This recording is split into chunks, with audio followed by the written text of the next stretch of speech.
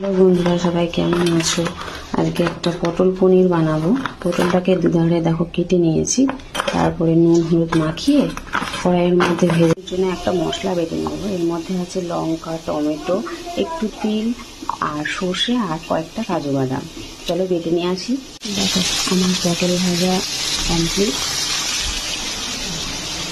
Mash করে রেখেছি আর মাথাও কমপ্লিট।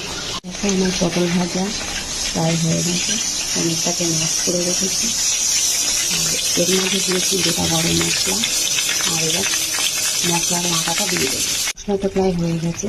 এর মধ্যে আমি দিয়েছিলাম সব রকমের মশলা, জিরে, ধনে,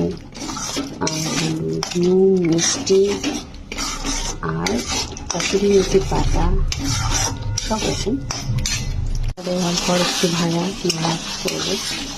করার পর দেখো